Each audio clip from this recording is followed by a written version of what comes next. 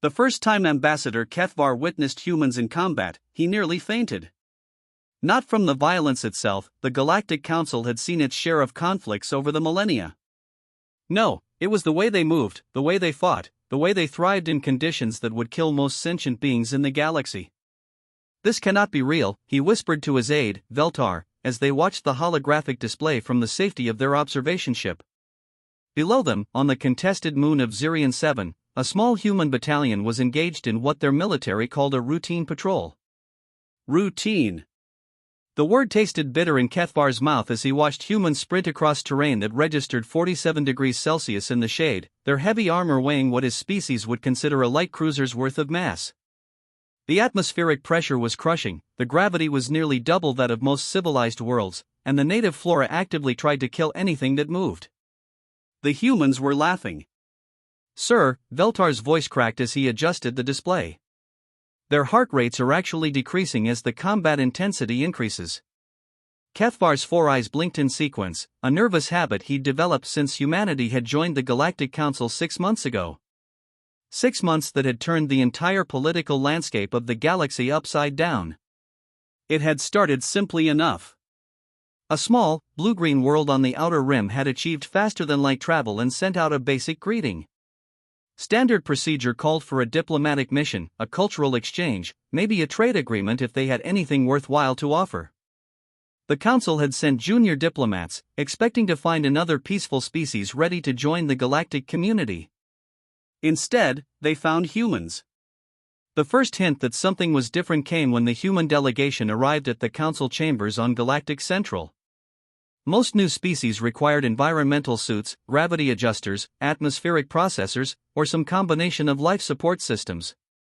The humans walked in wearing what they called business suits, thin fabric that wouldn't stop a harsh word, let alone the radiation that most species feared. "We appreciate the offer of environmental support," the lead human diplomat, a woman named Sarah Chen, had said with a smile that showed far too many teeth. "But we're quite comfortable, thank you." Comfortable.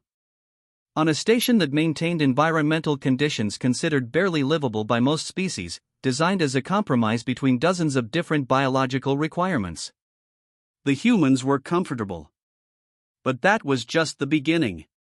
The real shock came when the Korthak supremacy, in their infinite wisdom, decided to test the newcomers. The Korthak had been the Council's primary military force for over 3 centuries, their natural aggression and advanced technology making them ideal peacekeepers.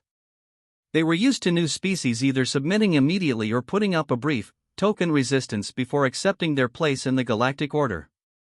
They hadn't counted on humans being humans. The test was supposed to be simple. A minor border dispute on an uninhabited world, resolved through limited military action. Show the humans how things worked, establish the proper hierarchy, and move on. The Korthak sent a full battle group, 30 ships, including their newest dreadnought, the Consuming Void. The humans sent a single frigate. The UES determination was laughably small by galactic standards, barely the size of a Korthak escort vessel.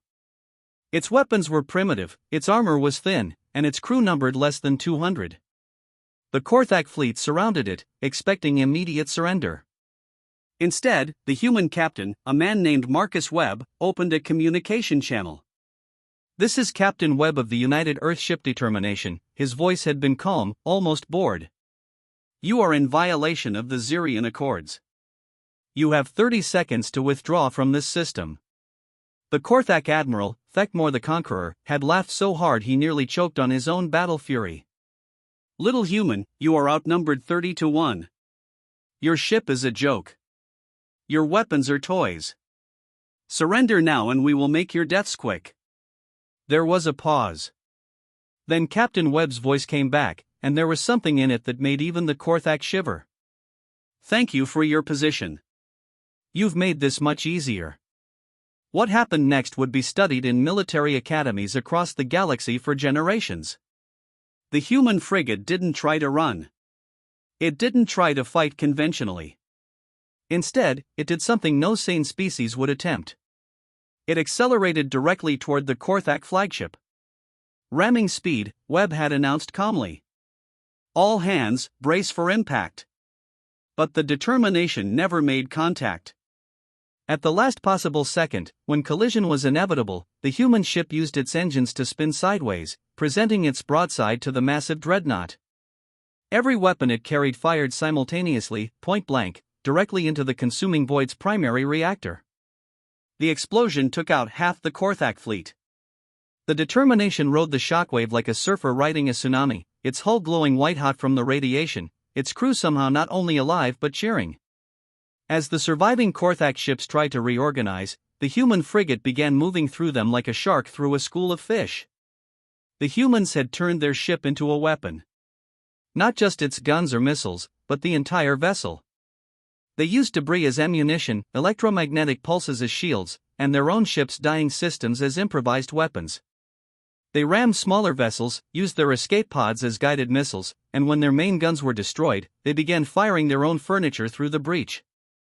When the battle ended, 29 Korthak ships were gone. The Determination was a floating wreck, held together by what appeared to be sheer stubbornness and the will of its crew. And the humans were still laughing. Well, Captain Webb had said over the communication channel, his voice only slightly strained, that was fun. Same time next week? The Korthak supremacy surrendered. Not just the fleet. The entire supremacy. 300 years of military dominance, ended by a single human frigate and a crew that treated mortal danger like a recreational activity. That was 3 months ago. Since then, the galaxy had been scrambling to understand what humanity actually was. The answer was becoming increasingly terrifying. Earth, it turned out, was classified as a Class 12 death world, a rating so high that most species didn't believe such planets could support life. The atmospheric pressure alone would crush most galactic species. The gravity would liquefy their bones. The radiation levels would cook them in minutes. The weather patterns were so violent that they had their own classification system. And the native life forms. Sweet cosmic void, Veltar muttered, still watching the display. They're not just surviving down there. They're winning. On the surface of Zirion 7, the human battalion was engaged with what the locals called minor indigenous wildlife. The minor wildlife included creatures that weighed 6 tons, had armor plating that could stop ship-grade weapons, and breathed fire. Literally breathed fire. The humans were hunting them for sport. Contact left. The voice crackled through the communication system as one of the human soldiers spotted another of the massive creatures. Big one, maybe 8 tons. Jenkins, you owe me 50 credits if I bag this one. You're on, Martinez, came the cheerful reply. But you get to carry it back to base. Ambassador Kethvar watched in horror as the human named Martinez sprinted directly toward a creature that could have eaten a small starship. The beast reared up, its massive claws gleaming in the alien sunlight, and unleashed a torrent of superheated plasma that would have vaporized most beings. Martinez dove under the attack, rolled to his feet, and fired some kind of primitive projectile weapon. The creature roared and charged, covering the distance between them in seconds. The human smiled and pulled out a knife. A knife. Against a creature that could bench press a hover tank. What followed was less of a fight and more of a dance. Martinez moved like liquid lightning, staying just ahead of the creature's attacks while steadily wearing it down. When the beast finally collapsed, he knelt beside it and whispered something that the translators couldn't quite catch. Did he just apologize to it? Veltar asked. I think he thanked it, Kethvar replied, his voice hollow. For the good hunt. This was the species that had just been granted full membership in the Galactic Council. This was the species that had been assigned to assist with the ongoing crisis in the vegan sector, where the insectoid hive queens had been expanding aggressively for the past decade. The hive queens were another nightmare species, but at least they were a known quantity. They consumed everything in their path, turning entire worlds into breeding grounds for their endless swarms. They were relentless, remorseless, and had been slowly but steadily pushing the Council forces back for years. The Council's solution had been containment. Build massive fortifications, establish kill zones, and try to hold the line while searching for a more permanent solution. It was a strategy that had worked for a decade, even if it meant sacrificing a dozen worlds to keep the hive from spreading further. Then the humans had volunteered to help. "We'll handle it," Admiral Sarah Chen had said during the emergency council session. She'd been promoted after the diplomatic incident with the Korthak, and her casual confidence had been both reassuring and terrifying. "Give us 6 months. 6 months to solve a problem that had stumped the galaxy's greatest military minds for a decade." The council had agreed, partly because they were desperate, and partly because they were curious to see what the humans would do. They were about to find out. The first sign that something was different came when the human fleet arrived at the vegan sector. Instead of the massive dreadnoughts and carrier groups that the council expected, the humans brought smaller, faster ships. Frigates, destroyers, and light cruisers that looked almost fragile next to the massive Hive bioships. Quantity over quality, Admiral Chen had explained when questioned. "We found that smaller, more maneuverable ships work better against swarm tactics. Plus, they're cheaper to replace." Cheaper to replace. The humans were planning to lose ships. The second sign came when the human ground forces began deploying. Instead of the standard council approach of establishing fortified positions and waiting for the Hive to attack, the humans began moving immediately. They scattered across the contested worlds in small groups, avoiding the major Hive concentrations and instead targeting what they called infrastructure. Infrastructure? Council Military Advisor Threx Nal had asked during the briefing. "The Hive doesn't have infrastructure. They're a biological collective." "Everything has infrastructure," Admiral Chen had replied with that unsettling human smile. "You just have to know where to look." The third sign came when the screaming started. Not human screaming. Hive screaming. The Hive Queens had been utterly silent for their entire expansion, communicating through pheromones and bioelectric fields. Their warrior drones had no vocal cords, no way to express pain or fear. They simply attacked, killed, and died without a sound. Until they met the humans. The first reports were dismissed as sensor errors. Then came the video feeds from the automated monitoring stations. Hive warrior drones, creatures that had never shown anything resembling emotion, were fleeing. Not retreating in good order, not falling back to regroup, but running in pure, animalistic panic. And they were screaming. The sound was unlike anything in the galactic databases. It was the sound of a species that had never known fear suddenly discovering what terror felt like. It was the sound of predators realizing they had become prey. It was coming from every world where humans had landed. How? Kethvar had asked when the reports reached the council. How are they doing this? The answer came from the most unlikely source, Dr. Elena Vasquez, a human xenobiologist who had been studying the Hive samples captured during the early conflicts. The Hive Queens made one critical error, she explained during her presentation to the council. They assumed that their warrior drones were the apex predators in their ecosystem. They never developed fear responses because they never needed them. She paused, looking around the chamber at the assembled representatives of dozens of species. They never met anything like us. The presentation that followed was simultaneously fascinating and horrifying. Dr. Vasquez explained how humanity's evolution on Earth had created what she called persistence predators, beings that could track prey across vast distances, survive in hostile environments, and adapt to almost any situation. Most species evolved to fill a specific niche, she continued. Humans evolved to take over all the niches. We're not the strongest, or the fastest, or the most venomous. But we're the most adaptable. We can learn to survive anywhere, hunt anything, and overcome any obstacle. She brought up a holographic display showing human hunting patterns from their prehistoric period. Early humans would track prey animals for days, sometimes weeks.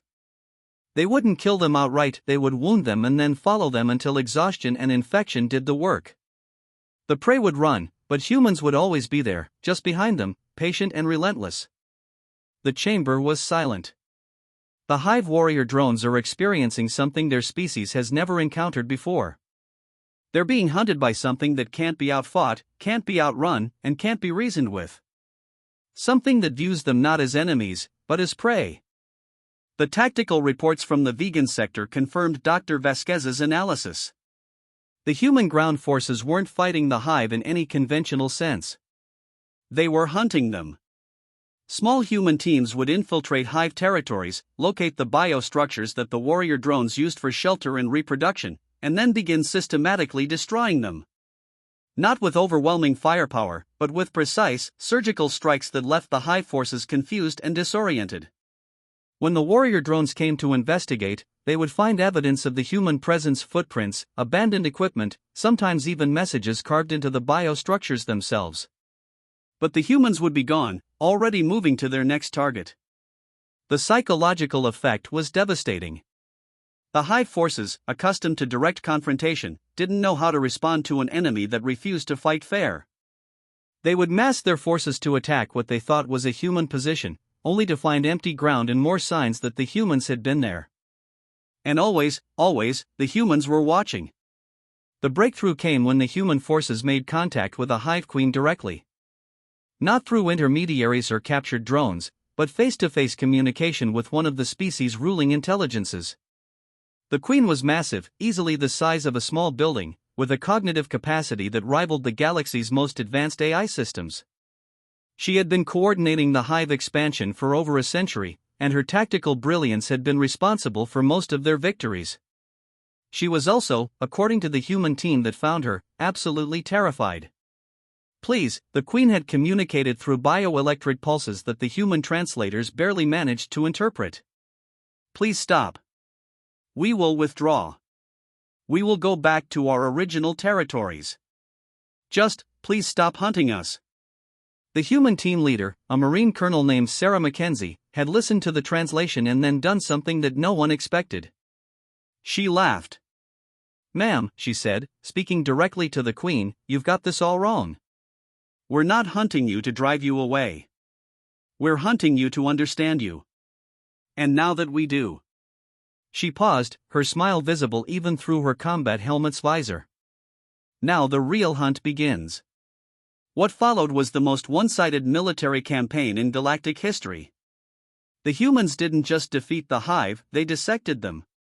Every biostructure was analyzed, every warrior drone was catalogued, every queen was studied until the humans understood exactly how the hive collective functioned. And then they began to take it apart. The human approach was unlike anything the galaxy had seen. Instead of trying to match the hive's numbers or firepower, they targeted the species' fundamental nature. They introduced diseases that specifically targeted hive biostructures. They used psychological warfare to turn the warrior drones against each other. They even managed to reprogram some of the hive's own biotechnology, turning their weapons against them. But the most terrifying aspect was how the humans seemed to enjoy it. Combat footage from the vegan sector showed human soldiers laughing as they charged into battle, whooping with joy as they dodged acid sprays and plasma bursts. They turned the war into a game, keeping score of their victories and competing with each other to see who could come up with the most creative solutions to tactical problems. Scoreboard update: came one transmission from a human squad that had just destroyed a hive biofortress. Martinez is still in the lead with 17 structure kills, but Johnson just pulled ahead in the creative demolition category. You guys have got to see what he did with those explosive spores. The transmission was accompanied by what sounded like a party. They were having fun. Within 4 months, the Hive Queen Collective had completely withdrawn from the contested systems. Within 5 months, they had retreated to their original territories and begun what appeared to be a voluntary quarantine. Within 6 months, they had sent a formal surrender to the Galactic Council, along with a request for a non-aggression treaty. The terms were simple: the Hive would never again expand beyond their current borders, would provide full reparations for the damage they had caused, and would submit to regular inspections by Council forces. In exchange, the Council would promise to keep the humans away from them. Forever, the final message had read. Please. We will do anything, give anything, agree to anything. Just promise us that the humans will never come to our worlds. We cannot survive another hunt. The Galactic Council had agreed, partly because the terms were incredibly favorable, and partly because they were beginning to understand what they had unleashed. But the galaxy's education about humanity was far from over. The Christek Empire had been watching the events in the vegan sector with great interest. Unlike the brutish Korthak or the instinctive Hive, the Christek prided themselves on being a civilized species. They were energy beings, existing in crystalline matrices that allowed them to manipulate matter at the molecular level. Their technology was elegant, their society was refined, and their military was based on precision rather than brute force.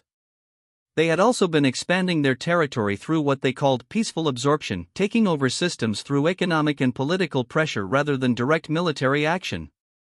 It was a slow process, but it was effective, and it avoided the messy complications of actual warfare. The Christek had observed humanity's crude but effective military tactics and decided that the newcomers might be useful. If properly controlled, humans could serve as excellent enforcers, intimidating the Christek as neighbors into compliance without the need for direct intervention. The Christek Overmind sent a diplomatic mission to Earth, offering humanity a partnership. The humans would serve as the Christek's military arm, gaining access to advanced technology and galactic trade networks. In exchange, the Christek would provide guidance and direction, helping humanity find its proper place in the galactic community. The meeting took place on Luna, humanity's first off-world colony. The Christek delegation arrived in a beautiful ship that seemed to be made of living crystal, its surfaces reflecting and refracting light in patterns that hurt to look at directly. The human delegation was led by President Maria Santos, a former military officer who had been elected specifically to handle humanity's expanding role in galactic affairs. She listened politely to the Christek proposal, asked a few clarifying questions, and then gave her response.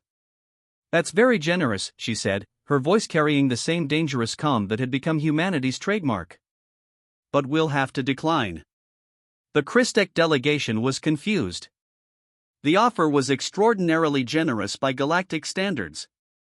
Most species would have jumped at the chance to align themselves with the Christek Empire. "Perhaps you misunderstood," the lead Christek representative, a being that called itself Resonance of Perfect Harmony, pulsed. "We are offering you partnership, not subjugation. You would retain your independence while gaining access to technologies beyond your current understanding." President Santos smiled, and every alien in the room felt their survival instincts activate. "We understand perfectly," she replied. "The answer is still no." The Christek delegation left Luna convinced that humanity was simply too primitive to understand the opportunity they were being offered. They would learn, in time, when the consequences of their refusal became clear. The Christek Empire had been using economic pressure to expand for centuries. They would identify a target system, begin trading relationships with the local species, and gradually increase their influence until they effectively controlled the system's economy. Once that happened, political control usually followed within a few decades. They began the process with humanity's trade partners, offering better deals and more advanced technology to anyone who would reduce their dealings with Earth. It was a subtle approach, designed to isolate humanity economically without triggering a direct confrontation. The humans noticed within a week. "Interesting," Admiral Chen had said during the emergency session of the Human Military Command. "They're trying to strangle us economically." "Standard procedure," replied General Patricia Hayes, the head of Human Intelligence Services. "Cut off our trade routes, force us to accept their terms or face economic collapse." "How long before it becomes critical?" asked President Santos. "With our current reserves and production capacity?" General Hayes consulted her datapad. "We could maintain our current lifestyle for maybe 18 months before we'd need to start making serious sacrifices." The room was quiet for a moment. Then President Santos smiled. 18 months, she said. "That's plenty of time." "Time for what?" Admiral Chen asked. "Time to teach the Christek Empire about human nature." The human response was swift and surgical. Instead of trying to counter the Christek economic pressure directly, they began targeting the Empire's infrastructure. Not with military force, but with something far more devastating: competition. Human trade ships began appearing in systems throughout Christek space, offering deals that were not just competitive but revolutionary. Where the Christek offered advanced technology at premium prices, humans offered simpler but more reliable alternatives at a fraction of the cost. The key was humanity's approach to manufacturing. While the Christek created beautiful, elegant products using molecular manipulation, humans mass-produced functional alternatives using what they called industrial engineering. A Christek gravity generator might be a work of art, but a human gravity generator was cheap, easy to repair, and came with a warranty. More importantly, humans were willing to train local species to build and maintain the technology themselves. "We're not just selling you a product," human trade representatives would explain. "We're selling you the ability to make your own products." The economic impact was immediate and devastating. Systems that had been slowly falling under Christek influence suddenly found themselves with alternatives. Not just to Christek products, but to the entire Christek economic model. The Christek Empire's response was predictable. They began using more aggressive tactics, pressuring their clients to boycott human products and threatening economic retaliation against anyone who continued trading with Earth.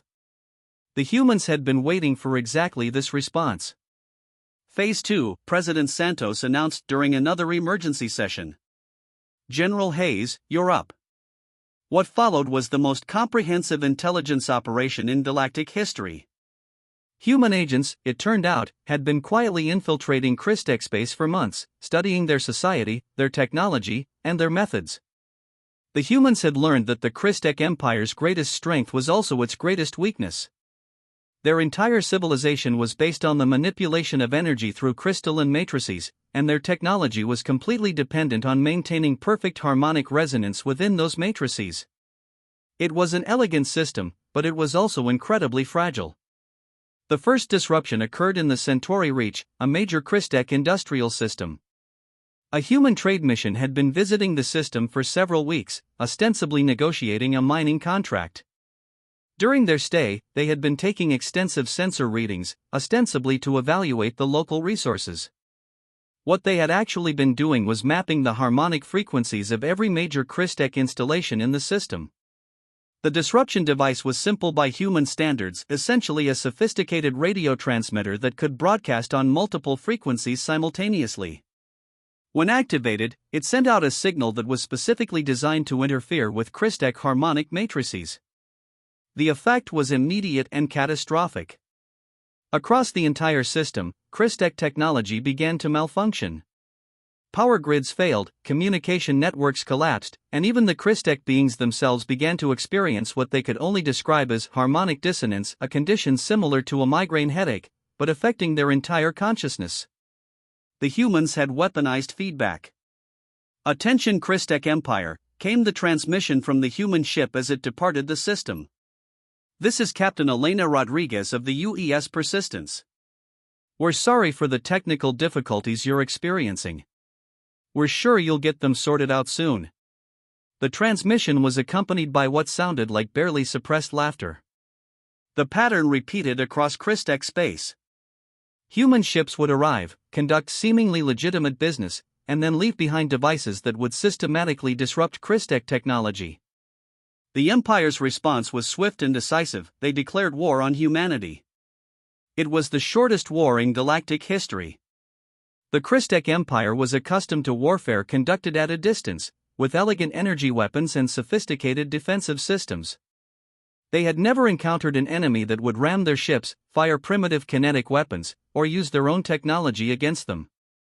The humans, on the other hand, had been planning for this war since the first Christek diplomatic mission. "You know what I love about energy beings?"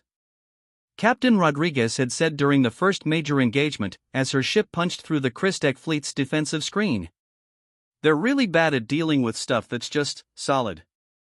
The human fleet was a mixture of military vessels and converted civilian ships, all carrying the same basic loadout: kinetic weapons, electronic warfare systems, and what the humans called harmonic disruptors.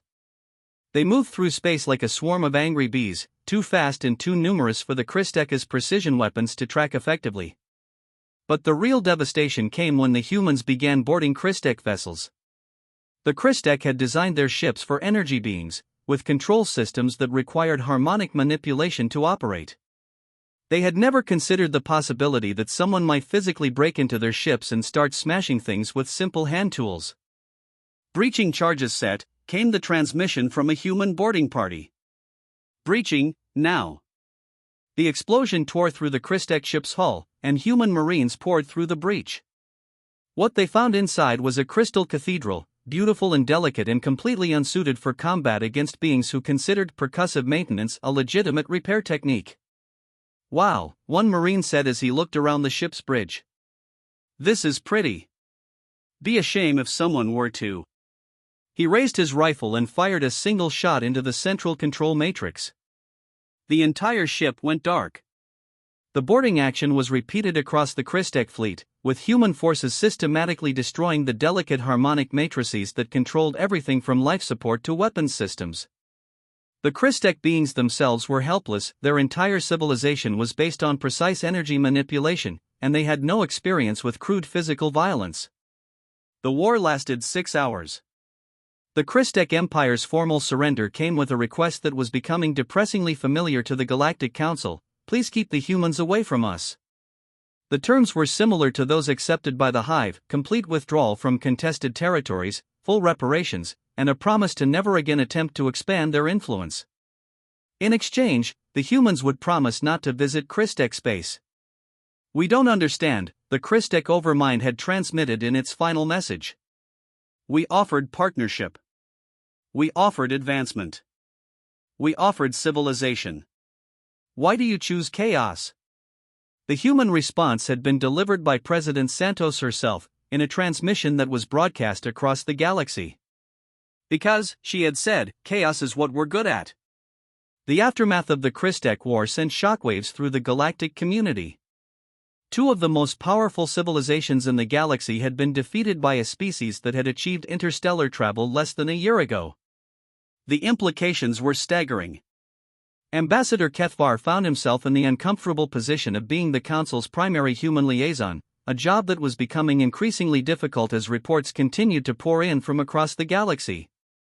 Every week brought new stories of human exploration missions that ended with established powers suddenly becoming very interested in negotiating favorable treaties. The hegemony of blessed spirits had been the next to encounter humanity's particular brand of diplomacy. They were a religious civilization, convinced that they were the chosen servants of cosmic deities who had tasked them with spreading their faith across the galaxy. Their expansion had been slow but steady, using missionary work and cultural conversion to gradually bring other species into their fold. The humans had listened politely to their missionaries, attended their religious ceremonies, and even asked thoughtful questions about their theological beliefs. Then they had asked to visit the hegemony's holiest world, to better understand their faith. The hegemony had been delighted. Finally, a species that appreciated the deeper meaning of existence. They had welcomed the human delegation with open arms and given them a full tour of their most sacred sites. 3 days later, the humans had announced that they had found several interesting inconsistencies in the hegemony's religious texts. Nothing major, they assured their hosts, just some minor historical inaccuracies that might be worth investigating. The inconsistencies turned out to be devastating. The humans had used their advanced analytical techniques to carbon date the hegemony's oldest religious artifacts, cross-reference their historical claims with astronomical data, and analyze the linguistic evolution of their sacred texts. The result was a comprehensive report that systematically dismantled the hegemony's entire theological foundation.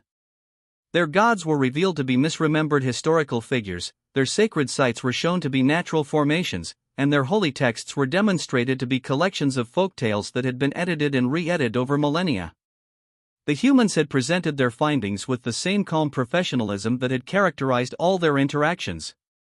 They weren't trying to destroy the hegemony's faith, they explained. They were simply interested in historical accuracy. The hegemony's response had been predictable.